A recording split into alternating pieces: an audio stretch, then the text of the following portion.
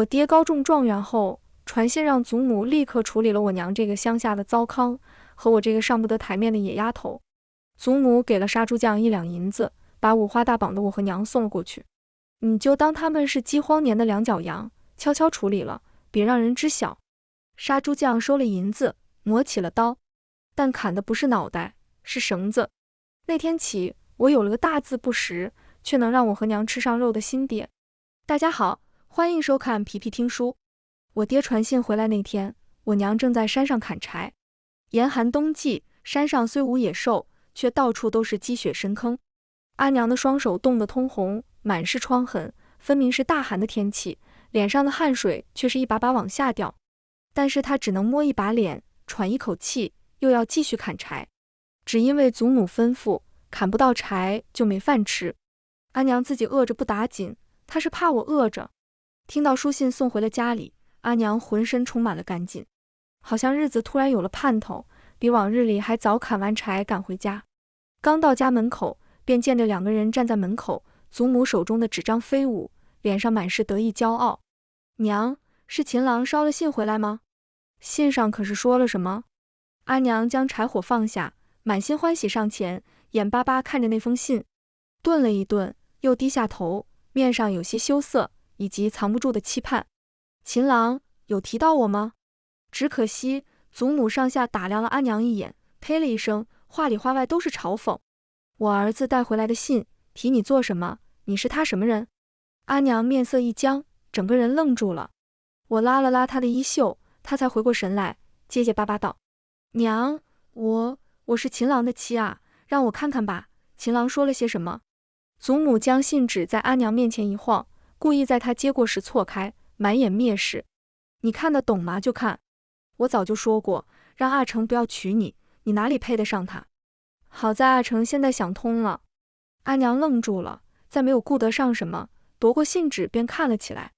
祖母先是一愣，下一秒抢过阿娘手中的信纸，给了阿娘一巴掌。小贱人，竟然敢抢！信纸很薄，只有1页，文字很短，只有3行，字里行间，阿娘只看到了不爱2字。看到上面的字，阿娘失了魂，手上松了力。祖母一直说阿娘不识字，其实阿娘识的，也许阿娘比阿爹还先识的。所以只短短几秒，阿娘便知道了怎么回事，只是她不敢相信。当初将她视若珍宝的男人，在高中状元之后，竟毫不犹豫抛弃了这个糟糠妻。她有想过那是假的，但偏偏当初阿爹抱着她习字温课时，他早已经看过她的字迹，私下里临摹过无数遍。字迹刻入骨子里，他不会记错。我看着阿娘夺眶而出的泪水，一时有些不知所措。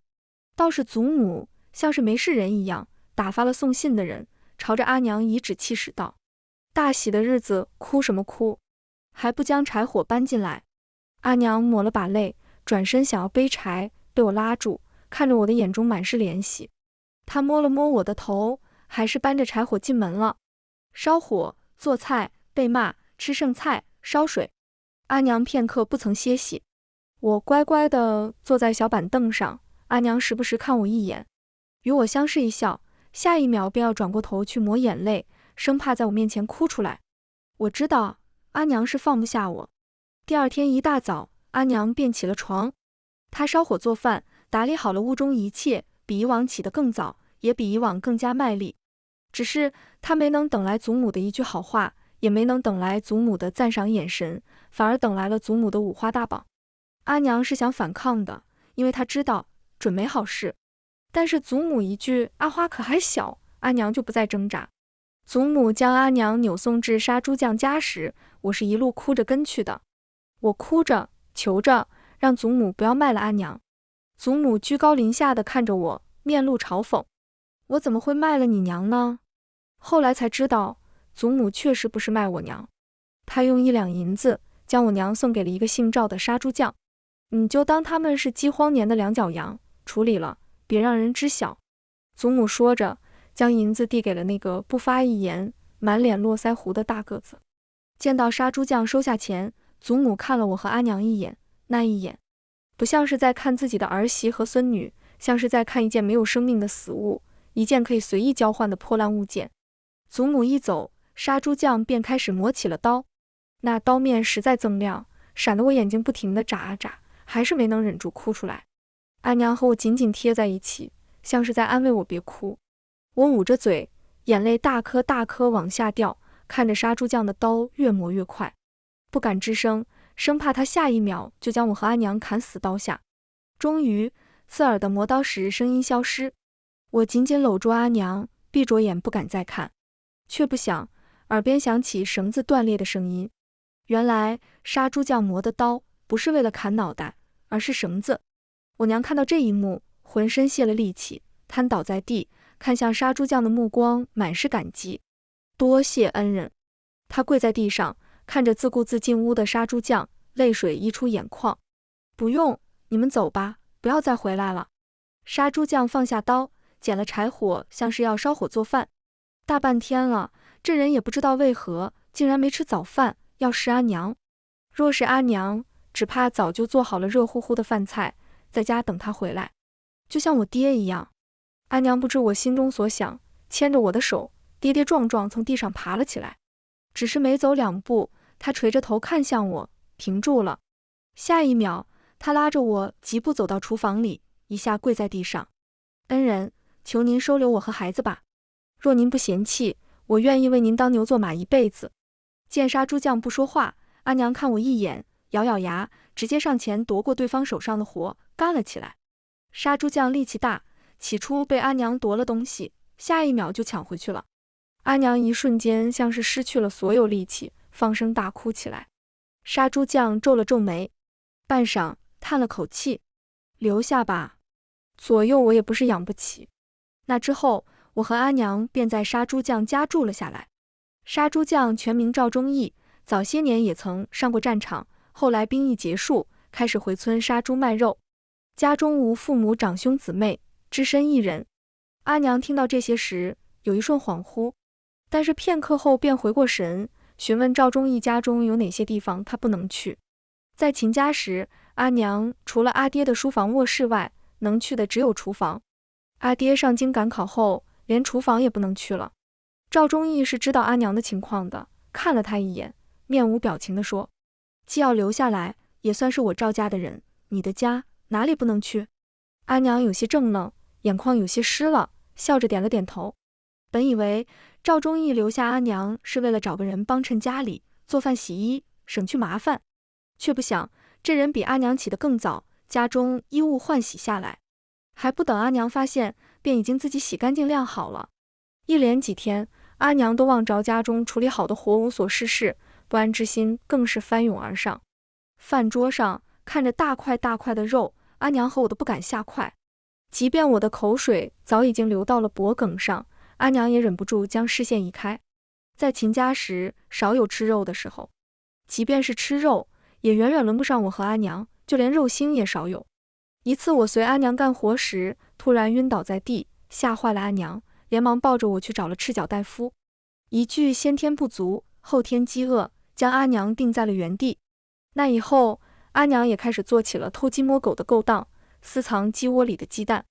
于我而言，能吃上鸡蛋，便已经是天大的好事，更何况眼前这一桌全肉宴。吃啊，看着干什么？将最后一道菜端上桌，赵忠义看着不动如山的我和阿娘，声音有些凶，但是手上帮我们夹肉的动作却格外温柔。小孩多吃一点，一看身上便没有几两肉。他粗声说着，将肥瘦相间的肉放在我碗里。我看了眼阿娘，见她点点头，这才埋头大口大口的吃肉。阿娘又红了眼眶。赵忠义夹肉的手一转，一筷子肉到了阿娘碗里。大人也多吃些，这些日子辛苦了，这一顿全当为你们庆祝新生。阿娘一听，含着泪，一口泪水一口肉的咽下。我没有注意到，而是专心吃着碗里的饭菜。毕竟这是第一顿，却不知道是不是最后一顿。只是刚吃半饱，便有一双大手夺过我的碗，盛上了清粥和野菜。不能贪多。赵忠义沉声看向我，看着我呆滞的眼神，像是怕吓到我，又解释道：你第一次吃荤腥，吃多会闹肚子。阿娘一听，才反应过来，连忙将我面前的肉菜摆开了，看向赵忠义的眼神满是感激，竟未想到这人竟然如此心细。经此一遭，我是不能吃了，但是仍旧眼巴巴地望着大肉，口水直流。赵忠义见状安慰我，今后的日子肉管够。本以为不会是哄骗我的好话，却不想他是真做到了。白日里，赵忠义出摊，我和阿娘坐在院子里，阿娘缝制衣裳，绣着要卖的手帕，而我蹲在地上用细木条学写字。等到夜里杀猪匠回来，见到阿娘做的饭菜，照例将礼物递给阿娘，或是一只木簪，或是一块糕点，当然也有我的。只因为赵忠义说他的妻子只需开心便好，不用做这些。我总是笑着问阿娘，赵忠义是不是比阿爹更爱他？阿娘总是会用愁容换下笑脸，郑重地告诉我，不是赵忠义比阿爹更爱阿娘，而是赵忠义本身就比阿爹好。我若有所思，事实确实如此。阿爹会和阿娘睡一间屋子，还总是不让我进去，将我关在外面，不让我找阿娘。但是赵忠义不会，赵忠义会让我和阿娘睡在一起，他睡在另一间屋子里。今日赵忠义回来，让阿娘和我最近不要出门。一开始，阿娘和我还不知道发生了什么，直到几日后，门外传来刺耳的敲门声。阿娘将我藏在屋子里，出去查看情况。还没等她走近，木门直接被撞开，露出来的人影，赫然是我那人面兽心的祖母。对方见到阿娘，面容立马扭曲了。好啊你，真是命大，竟然还活着。说完，朝着身后的人挥挥手，给我把他拖走。阿娘怎么可能耐得住那么多人？衣衫凌乱，发髻散开，整个人狼狈地被人拖着走。看着祖母手中不知从哪里得来的刀，我再也顾不上阿娘的吩咐，打开门跑了出去。不要，放下我阿娘！我跑上前，抱住阿娘的身体，想要将人拖住，但是我力量实在太小，直接被祖母一脚踹开。小丫头片子，倒是让我费心找你。她拿着刀朝我走近，我咬着牙，不管不顾避开刀刃，咬伤了她的手。一时之间，阿娘的哭喊声，祖母的怒骂声在小院响起。我只觉得头皮发麻，好像被人扯掉。但是即便如此，我还是没有松开。下一秒，我听到阿娘的尖叫声，不要，伴随着哐当一声，刀掉在地上的声音。来人将我搂进怀里，浑身发抖。你们怎么敢的？赵忠义紧紧将我抱住，看着我身上的伤心，疼得不行。若是他晚来一步，没有拦下刀，只怕我现在早已经死在了刀下。我还要问你呢，拿了钱不办事，现在人活得好好的，你怎么跟我交代？祖母指着赵忠义的鼻子怒骂。赵忠义没有解释，而是将我放进阿娘怀里，径直捡起刀朝着祖母走去。祖母吓坏了，连忙让人保护自己。眼见着赵忠义的刀落在第一个人身上，原本还犹豫的祖母知道赵忠义这是真敢杀人，忙马不停蹄地跑了。等人跑完，院子里一片狼藉。赵忠义沉默地找来药膏，替我和阿娘上药。看到我头顶一大块血迹，原本这些日子才养回来的肉和血色，一下子又变得虚弱起来。赵忠义忽地捶了一下桌子，发出砰的一声巨响。该死！原来阿娘卖的手帕被祖母撞见了，对方便开始怀疑阿娘和我没死，特意找上门来。赵忠义听说时还在摊子上，但是紧赶慢赶还是晚了。没事，谢谢你。阿娘含着泪，实在没想到祖母竟然会赶尽杀绝。若是今日赵忠义没有赶回来，指不定我和阿娘现在已经成了一具尸体。你就打算这样坐以待毙？赵忠义开口，目光直勾勾地看向阿娘。阿娘羞愧地垂下头，不发一言。去京城吧，你不是秀才家的女儿，难道告御状也不懂吗？阿娘一愣，抬头望向赵忠义，对方不似开玩笑，而是认真的。看着受伤的我，院子里被砸坏的东西，阿娘只犹豫了一会儿。好。赵忠义带着阿娘和我连夜赶往京城，只为了打我爹，也就是新科状元郎齐明诚一个措手不及。路上，赵忠义拿出了一沓纸笔，那本是前些日子他见我在地上写画画，特意为我准备的，却不想现在派上用场了。御状是阿娘写的，一笔一画，很是用心。赵忠义看不懂，但是他也能看得出这些字很漂亮。正如他所言，阿娘曾是秀才的女儿，那是村里唯一的秀才，活生生一个香饽饽。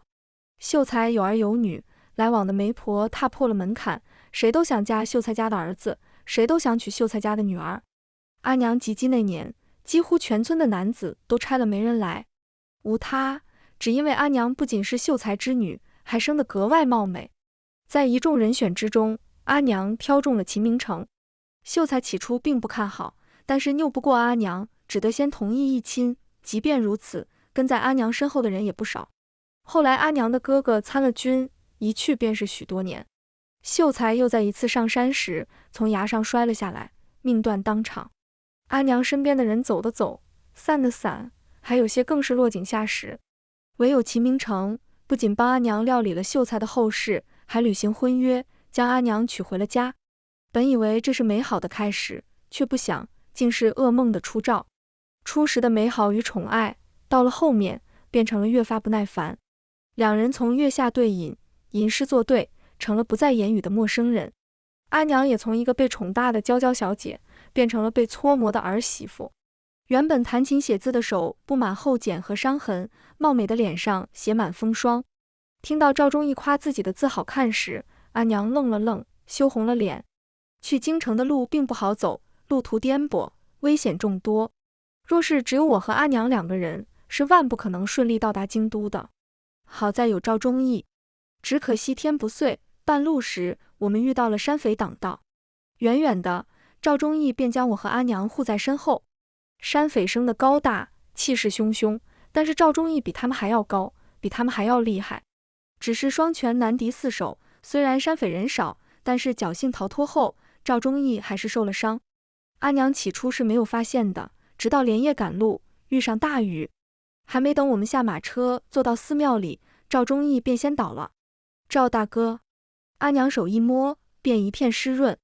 他猛地想起自己被带走时，赵忠义抱着他转身相护。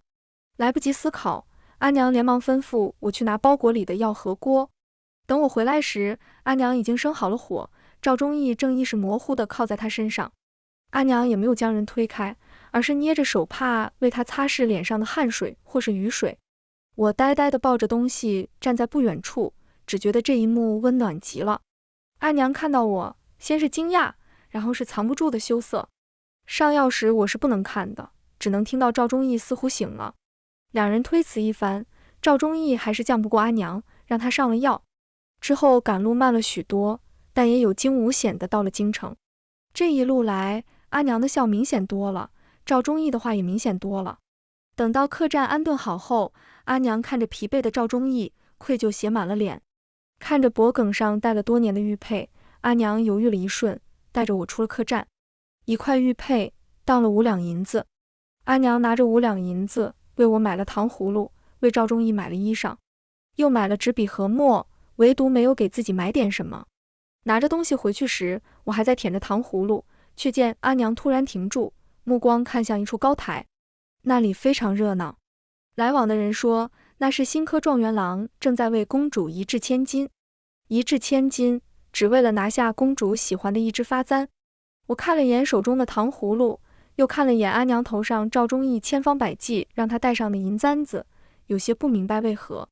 但是没等我想明白，阿娘已经带着我转身离开。我愣愣地走在后面，看到阿娘一只手抹着眼泪，一只手抓着我往前。回到客栈，看着阿娘通红的眼睛，赵忠义什么也没说，只是默默将客栈的房间又续了几天。第二日一早，阿娘便拿着状纸打算去衙门。赵忠义担心极了，但是拗不过阿娘，只能带着我远远跟在后面。衙门外面站着不少人，全都是来看热闹的。赵忠义就抱着我站在人群外边，看着阿娘将罪纸递上，那个官员认真点头，我和赵忠义都松了口气。岂料下一秒，不知谁在官员耳边说了几句，官员镇纸一拍，当即下令，官兵一拥而入，将围观的人群推搡开。一句阿娘得了失心疯，便掩盖了秦明诚的所有罪行。我和赵忠义远远被人群裹挟着往后退，余光里，只见厅堂之后站出来一个熟悉的人影，赫然是秦明诚。原来昨日他便已经看到了我和阿娘，特意等着我们来。眼见着阿娘被带走，赵忠义连忙带着我上前。你们要干什么？他怒吼一声，一把掀开压着阿娘的那个人，还不快把他抓住！秦明成出声，熟悉的声音，我仿佛回到了又是他教我一笔一画写字的时候。可惜现在的他正在让人抓赵忠义，让人带走我娘。双拳难敌四手，即便赵忠义再怎么厉害，带着一个我也颇为束手束脚。我娘看着赵忠义为了救自己受伤，再也忍不住哭了。二成，你放了他们吧，求你放了他们吧，我再也不来京城了。秦明成冷笑一声，你为了自己的奸夫，还真是能放下脸。他抬起阿娘的下巴，端详着阿娘憔悴的脸，面上有些嫌恶。只可惜现在你在我这儿，还不如一个死人。二成，你变了。阿娘伤心极了。秦明成却是嗤笑一声，人都会变的。婉仪，你太傻了，你知道吗？当我踏进京城的第一步起，我就发誓，我一定要在这里站稳脚跟。京城实在是太繁华了，我被迷了眼。我知道，凭我自己，几十年都不一定能够站上我想要的位置。直到三公主出现，周围的人仿佛知道了什么秘辛，纷纷垂下头。秦明成靠近阿娘，伸手摸了摸她的脸。三公主长得比那时的你还貌美。她的目光看向我的那一刻，我就知道我的坦途来了。我早就打听好了，陛下要为我和三公主赐婚，我怎么能放弃这个机会？所以只能对不起你了。秦明哲惋惜地叹了一声，但是谁都能看清他眼底的疯狂。阿娘哽咽着开口，所以你就派人送信回来，让娘把我和阿花卖了。不是卖，是把你们处理了。秦明成笑着纠正。阿娘万万没想到，一个人竟然会变成这样。不过是短短1年的时间，便让秦明成变成了他不敢认识的模样。看到秦明成没有放开的手，阿娘彻底死了心，眼神一厉，趁着秦明成没有反应过来，一口咬在了对方手上。任凭秦明成再怎么踢打阿娘，他也没有松开。周围的人都上去帮忙，一时之间竟然没几人顾得上我和赵忠义。跑啊！阿娘含糊着，含泪的视线看向我和赵忠义。看着怀里的我，再对上阿娘的眼睛，赵忠义咬了咬牙，他把眼睛一闭，忍着伤痛，带着我逃了出去。身后远远的传来秦明成气急败坏的声音，还有阿娘忍着却还是没能止住声的哀嚎。我泪流满面，赵忠义也哽咽着，温热的泪水落在我脖颈处。我知道这个男人在心疼，但是因为我只能强忍下伤心，先带着我逃脱。赵忠义带着我绕了许多条巷子，我从来不知道原来路还能这么长，时间还能这么久。一开始我还忍不住哭，但是赵忠义一把捂住了我的嘴，不停地安慰我阿娘不会有事。看着他满头大汗，夹杂着血水，身上的衣衫也乱作一团，我咬着唇瓣，止住了哭泣。直到天黑，赵忠义才精疲力竭地将我抱回了客栈。店里没有几个人，赵忠义先露了面，悄声将老板叫到一旁。也不知道他跟客栈老板说了什么，对方看了我一眼，满脸怜惜地点了点头。后来我才知道，原来这老板是赵忠义的旧相识，当初跟他一起上过战场的袍泽。后来各自还家，没了联系，直到几日前，赵忠义突然送信给他，他们才再次相见。赵忠义将我安顿在房间中，双手按住我的肩膀，说一定会救出我娘。他身上的伤口还在流血，但是他走得毫不犹豫。在他走到门口时，我突然冲上去，一把抱住了他的大腿。爹！赵忠义愣住了，缓缓垂下头看向我，目光中满是不可置信。爹，你一定要把阿娘带回来，你们都要平安回来。我哭着。赵忠义，不，我爹一把将我抱起来，粗糙的双手无措地抹去我的眼泪，颤抖着声音：好，好，爹一定把你娘平安带回来。我抱住他的脖颈，是你和娘都要平安。好，好，好。爹一连说了3个好，这才不舍又决绝地转身离去。我看着爹离去的背影，只觉得一阵恍惚。这几个月的相处，不管是责任还是其他，其实我们早已经成为了一家人。爹虽然为人严肃，看着吓人，但是从未短过我和娘的吃穿，有什么好玩的新奇玩意也会带回来给我。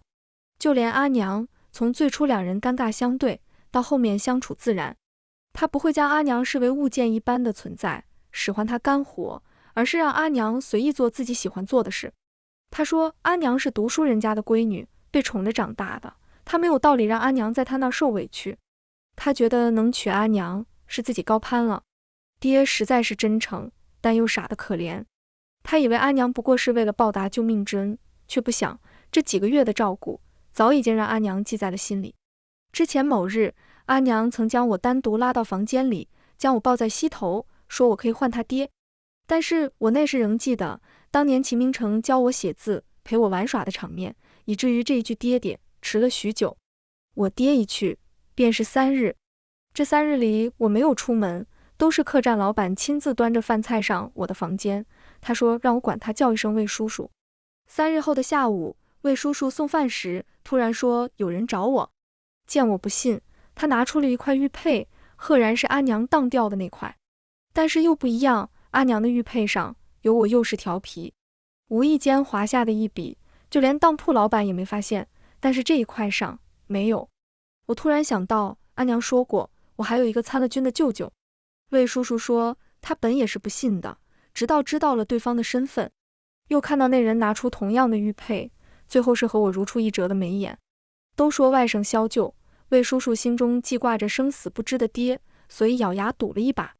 我去见了那个人，对方一见我便将我亲切地搂在怀里，一个8尺男，眼泪说流就流。听着他徐徐道来，我才知道原来舅舅没死，而是辗转成了大将军。多年征战，他不是没想过回去，但是之前战时受伤失忆，被赐了新名字，阴差阳错之下一直没能回去，直到看到那块玉佩才想起来以前的事。他抚摸着我的头发，感慨我都长这么大了，随即问到了我娘。我忍不住一下就哭了出来。舅舅，你是大将军，可不可以救救阿娘？阿娘被状元郎抓走了，爹爹为了救阿娘已经3天没回来了。舅舅一愣，下一秒一拳捶在桌子上，直接将桌子砸得4分5裂。他敢？舅舅一定会把你娘带回来，还有我爹爹。舅舅面色一变，但是看到我还是不情愿地点点头，直到他抱起我准备出客栈，才突然反应过来。如果舅舅没记错，新科状元郎可是秦明诚，与当初那小子同名还是？他面色难看得很，他不要我和阿娘了，还让祖母把阿娘和我卖了，杀了。我低声说着，舅舅抱着我的手紧了紧，好半天，这才说道：你放心，舅舅会为你和阿娘讨一个公道。害怕阿娘坚持不住，舅舅先派了人去送信，然后带着我一起去了秦明诚家。看着抱着我的舅舅，秦明诚脸色瞬间难看起来。将军，你这是？他压根没有认出将军和我相似的眉眼，毕竟他离家多年，将军又久经沙场，他怎么会怀疑这位赫赫有名的大将军竟然是自己曾经的大舅子呢？哼，秦明诚，你这就不认识我了？当初你追在我妹妹身后跑时，还被我教训过呢。舅舅冷哼一声，秦明诚脸色难看得紧。你是姜牧野？得到肯定的回答，秦明诚缓和一阵，忙堆上了笑脸。姜哥，当年同乡情谊，没成想现在你我竟成了同僚。他还想继续说什么，却被舅舅打断了。我没工夫跟你扯这些，快将我妹妹放出来。秦明诚脸色不变，故作不知道。姜哥，婉仪很早以前便抛弃我，和一个杀猪匠在一起了。你找我要人，我实在是拿不出来啊。就是你把阿娘抓走了。我紧紧抱住舅舅的脖颈，生怕他被骗。他就是一个小孩子，怎么能信他的话呢？这丫头从小和我不亲。秦明诚摆着笑脸，看我的眼神隐隐带着厌恶。舅舅面色一寒，抬剑指向秦明诚：人交出来。天色渐黑，秦明诚垂着脸，声音带着威胁：纵然你是大将军，也没有随意处置我的道理。三公主明日还要邀我一同赏花呢，到时候找不到人，大将军若动了我，恐怕也难交代吧。舅舅面色一寒，剑尖又往前一分：人交出来，这是最后一次机会。秦明诚咬紧牙：我说没有就没有，大不了你去搜。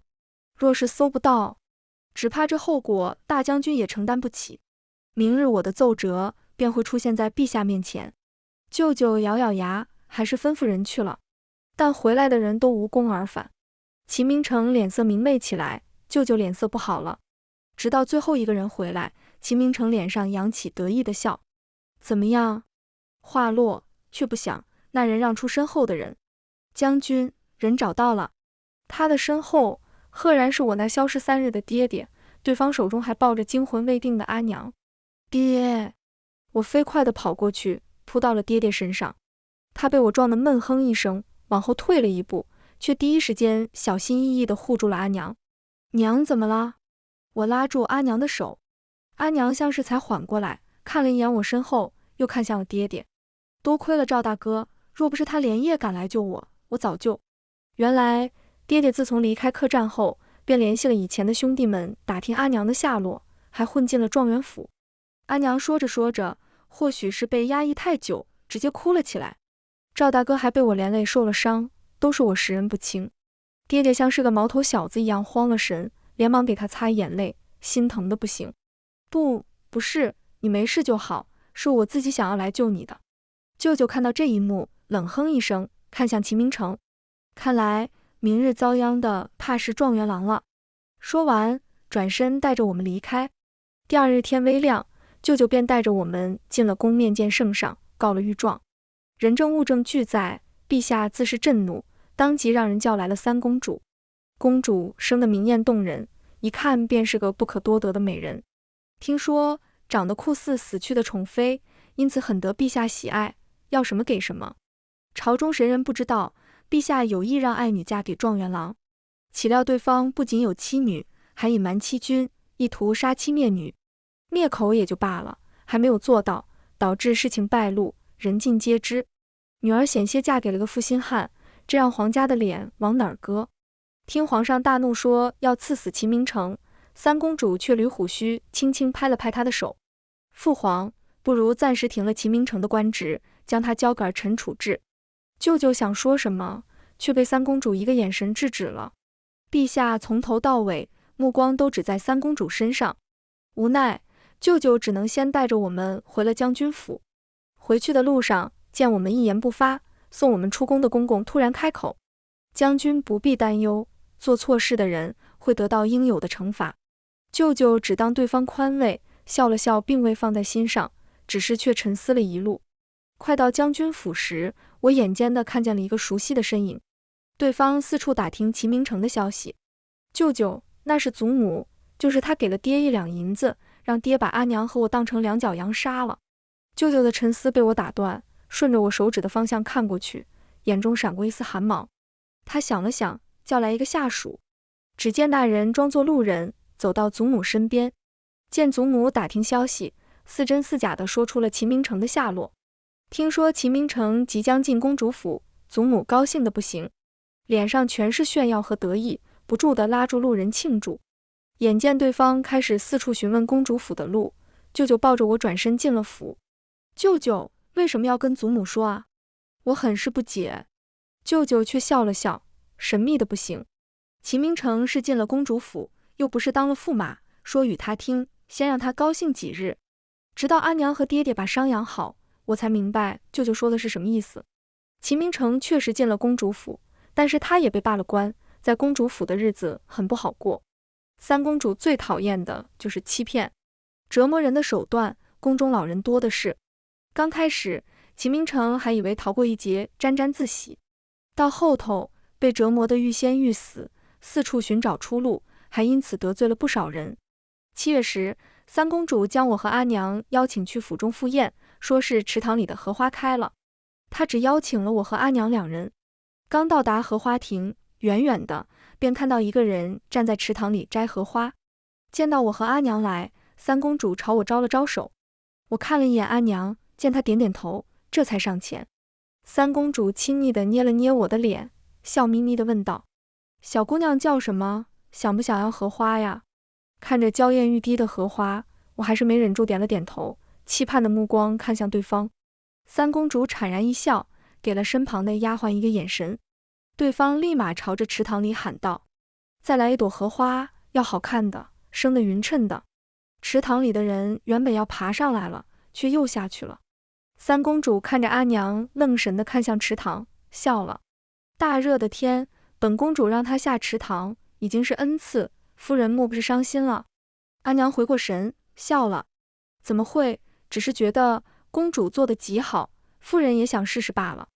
我这才反应过来，原来池塘中的人是秦明诚。三公主听到阿娘的话，并没有嘲笑，而是认认真真道：“若是本宫给你机会，你要不要试试？”阿娘坚定地点了点头。等到秦明诚刚摘完花爬上来，便见到的是桌上和地上摆放的一应刑罚物件，顿时吓得瘫软在地。公主，花我已经采回来了。本宫不满意。轻飘飘的一句话，却让秦明诚愣在原地。看到是阿娘手持刑具，秦明诚眼睛亮了亮。婉仪，当初我不是故意的，我就是怕连累你。我树敌众多，我怕他们找到你，这才让我娘把你们带走，却不想娘误会了我的意思。我是真的爱你啊，你忘了吗？当年是我赶跑了欺负你的流氓，还伤了手，也是我保护你，不让村里的人谋夺你们家的家产。秦明诚说的情深意重，看着阿娘的目光尽是深情。三公主听罢，嘲弄地看了一眼秦明诚，又将视线移向阿娘，看着阿娘愣在原地，冷了脸，有些失望。取而代之的却是秦明诚双眼绽放的惊喜。但是谁也没想到，阿娘只是愣了一会儿，转身将手中的银针换成了斧子。三公主的脸上立刻变成欣赏，还特意吩咐人将秦明诚按住。眼见着阿娘越走越近，秦明诚慌了，比过年的猪还难按，不停挣扎。随着阿娘一刀砍在秦明诚腿上，对方发出巨大的哀嚎声，鲜血飞溅，不少落在了阿娘的衣裙上。但是阿娘却只是低声叹道：“我今日刚换的新衣裳，竟然被你弄脏了。”三公主饶有兴趣地看着，还不时喝茶吃糕点，闲时还喂我一口。发现我没吃后，这才转头看向我。见我两眼睁得大大的，有一瞬间的愕然，一个视线给到身边的丫鬟，对方立马走到我面前，蒙住了我的双眼。接下来我没有看清，只知道秦明诚曾经将我和阿娘当成两脚羊，而现在他已成了两脚羊。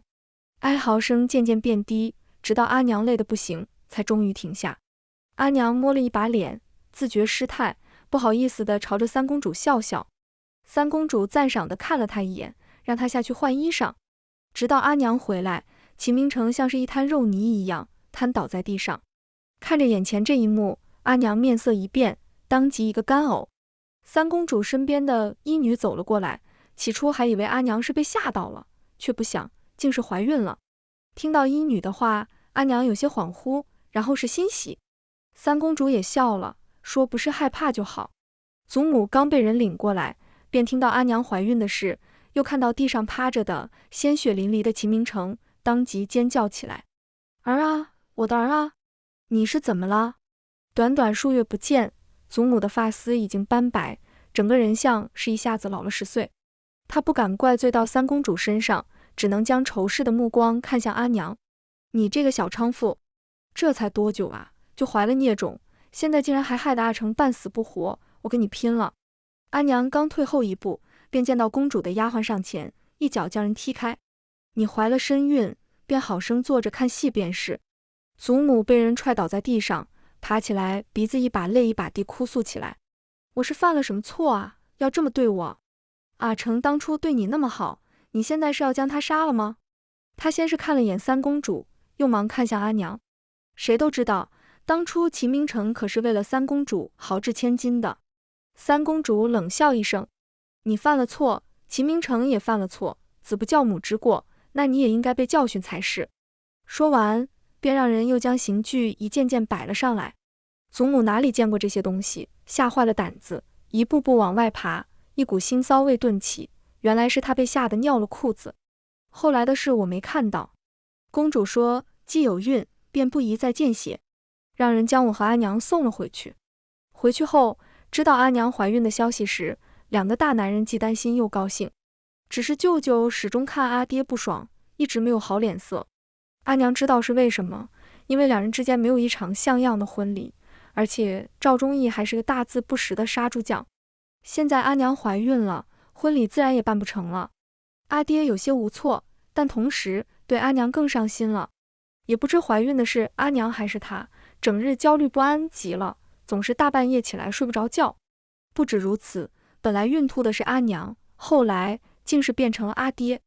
一连几月下来，人憔悴的不行，但唯独将阿娘照顾得珠圆玉润，任谁也看不出这是一个怀胎多月的孕妇。就连舅舅看了都直摇头，也终是放下了心中的那点不满。来年4月，阿娘生下了一个女孩，取名赵明月。我的名字也早已经变成了赵明玉，都是爹取的。赵明月出生后，爹待我还是和从前一样，舅舅更是隔3差5便来接我去将军府玩。听到秦母去世的消息时，已经是许久之后了。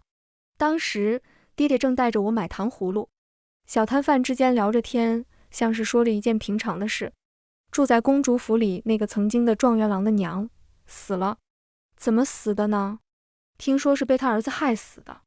秦明诚总是受伤，秦母不得不在府中干活，以此赚钱买药。三公主虽故意让人克扣对方的银钱，但也没有特意让人搓磨秦母，对方身体倒也算硬朗，钱也够买药。只是没想到，因为一次秦母贪嘴，买了吃的，药材效果差了些，秦明诚盛怒之下，直接动手打了人。一开始人是没死的，但是秦明诚怕被人发现，硬是拖着伤腿，把他娘推进了枯井里。但是三公主府岂是缺眼睛的？秦明诚的所作所为，全都被人看在了眼里，一时之间人尽皆知。又过了不久，是妹妹的周岁宴，也是在宴席之后，便听到了秦明诚的消息。听说对方千方百计想要出府，为此还勾引了府上的一个烧火婆子。三公主知道后，直接让人行了宫刑。秦明诚如此骄傲的一个人，当然受不了。没过几天，便被人发现他吊死在了屋子里。死的时候浑身流脓，没有一处好的地方，特别是他的四肢上面的痕迹清晰入骨。听到这个消息时，阿娘正在喂妹妹吃饭，我正在一旁练习书法，我们都没有什么反应。阿爹就在这时候端着一盘热乎乎的猪蹄进了屋，阿娘迎上去接下，笑骂他：两个小家伙真是被你惯坏了。前些日子我和妹妹说想吃，阿爹今日便做来了。阿爹笑着说不会，我也说不会。还不会说话的妹妹也捂着手，牙牙学语。阿爹初时还会担心自己配不上阿娘，后来妹妹逐渐长大，又怕冷落到我，想方设法逗我开心。直到后来和阿娘如约举办了一场盛大的婚礼，那点担心才慢慢降了下来。两人相扶到老，恩爱非常，晚年间也不曾红过脸。毕竟我们都相信往昔皆是过往，唯有现在值得回忆。至于我，不知为何，三公主很喜欢我，常召我入府相伴，让人教我读书识字。后来她被天子立为储君那年，我参加科举，一举夺魁，成了朝中第一位女状元，成了储君身边的女官，身份水涨船高，连我娘都因此得了诰命。未来我有望成为朝中第一位女相。全文完，皮皮听书，感谢您的观看，每天上新精彩小说，喜欢就订阅吧。